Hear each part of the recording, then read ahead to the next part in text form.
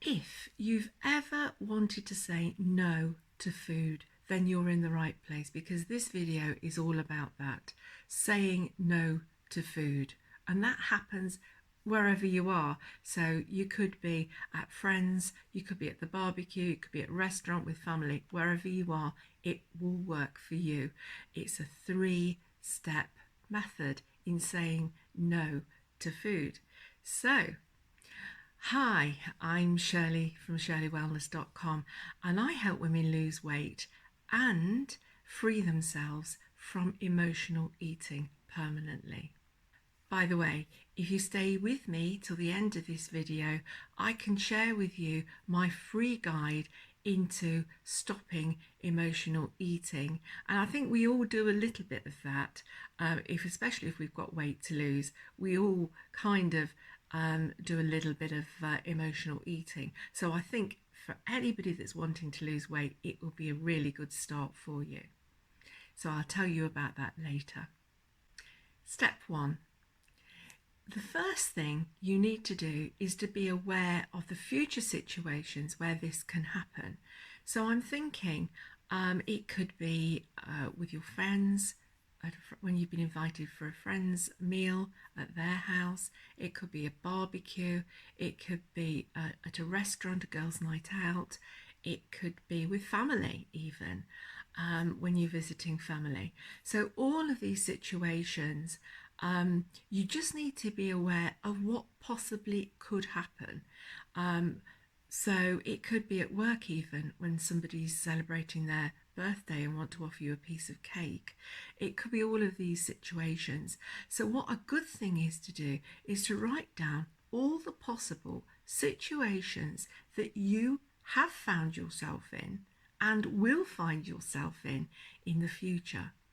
And if you do that pretty carefully, we can actually go through each one and look at different options available to you. So you're actually coming out at the end of the day thinking, oh, I did really well. I didn't succumb to that food. I wasn't eating what they offered me. I was really, really good and proud of myself. And that's where you want to get to at the end of the day. So once you've completed this step 1 of writing down all these future situations, we come on to step 2. Step two is all about coming up with your own list of strategies when you find yourself in this situation. So finding a list, or even just like a bank of answers to those awkward questions that you know that you're going to be asked. And I think if you pre-warn yourself of this future situation, you are so ready to just give an answer when it actually happens. So when I first did this, I had a lot of doubts, insecurities, I felt very weak, etc. But I also felt that the person that I'm saying no thank you to will be very, very offended at that. If you're going round to a friend's house and they're offering you dessert or extra portions, you don't really want to say no thank you, because it might easily offend, and in some cultures it actually does offend more than others. So I think what you have to do first of all is just be aware of offending, but actually at the end of the day you're not actually going to offend them very much. It's more like disappointment maybe that they're not eating your food, but really that soon passes, so it really isn't going to be a big issue for that other person. But the main thing is that you stay in control of what you want to eat, and that's the main idea here. So the other thing is eating something to please somebody else. It's really not a good idea to do that. You want to be proud of yourself at the end of the evening. You don't want to be giving in to other people's wishes. And it always involves you eating more food, and when you're trying to lose weight, that's not a good idea either. So really think about those situations where that could happen, and you really need to break the habit of pleasing other people. you need to please yourself first. So the other thing that I found when I was in this situation myself is the fact that when I went on a girls' night out, or even a family, but mainly it happened on a girls' night out, when people, the other girls were indulging themselves with lots of alcohol and being merry, and I'm sitting there with my club soda and not necessarily indulging, but actually I was enjoying myself just as much. I had to say, no, I'm not going to eat what they're going to eat. I'm going to stick to my salad because that's what I want to eat at the end of the day. It's what I wanted to eat. I was on a plan, a healthy eating plan.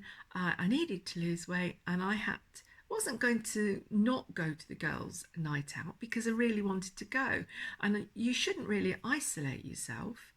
So the best thing to do is stick to your guns and say, no, I'm still going to enjoy myself, even though I'm not having alcohol, even though I'm not really eating a lot, I'm still going to enjoy myself. My indulgences is going out, having fun with the girls, and just enjoying myself. I don't need to enjoy myself with alcohol, excess alcohol.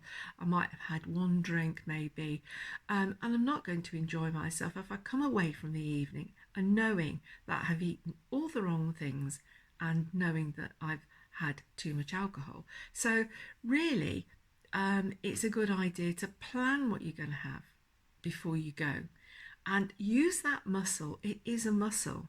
The more you say no, thank you, or no, I've chosen what I'm going to have, thank you, and say it politely but firmly, the more that it'll be easier for you to do.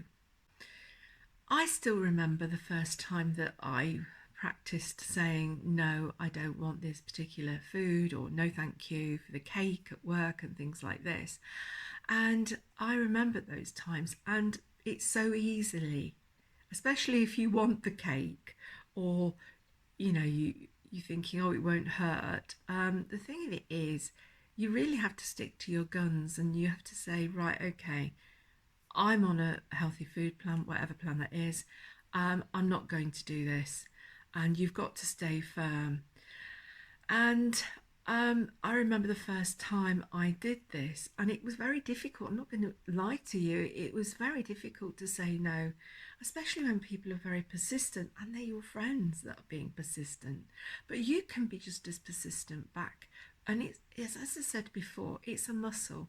It's a muscle that you're using, and the more you use it, the better it gets and the easier it gets, to be fair. So really think about how what responses that you're going to say to these people, and have a bank of one-liners, like no thank you, or that cake looks amazing but not at the moment, no thank you, or that cake looks amazing but actually I'm going to be possibly having it in a bit, so I'll just take some home with me as a treat for later. Or that looks delicious, but, and tell them straight, I'm on a weight loss plan, or I'm not really feeling hungry at the moment, or anything, but have a bank of those answers. And what you can do, I suppose too that it depends on where you are as to what answer that you'll give, but and who the people are as well, because sometimes I think you've just got to be a little bit persistent and say no thank you, and I say go on, have a little piece, no, that's okay, thank you, and stand back and keep saying it, because they'll get fed up of keep saying it, so you'll get fed up of keep saying it, but you just got to do it and just get it out there, and you'll be fine.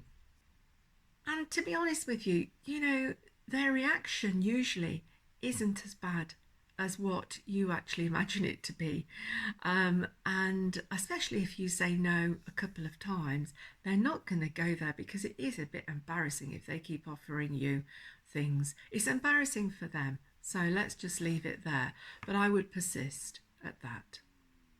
And remember, the most important thing to remember here, it's not your partner's job to stop pushing food on you. It's not your family's job to stop pushing food on you. And it's not your friend's job to stop pushing food on you. They're food pushers and that's what they do. It's my job to stop giving in. And that's what you've got to say. It's my job to stop giving in, because the food will always be there and there'll always be instances where people will try and get you to eat food, and it's your job to stay strong and say no thank you. So there it is, my 3-step method to saying no to food. I hope you've enjoyed it, and if you have, please comment below and tell me how you deal with food when you want to say no, or food pushers. How do you deal with them? Okay, bye for now.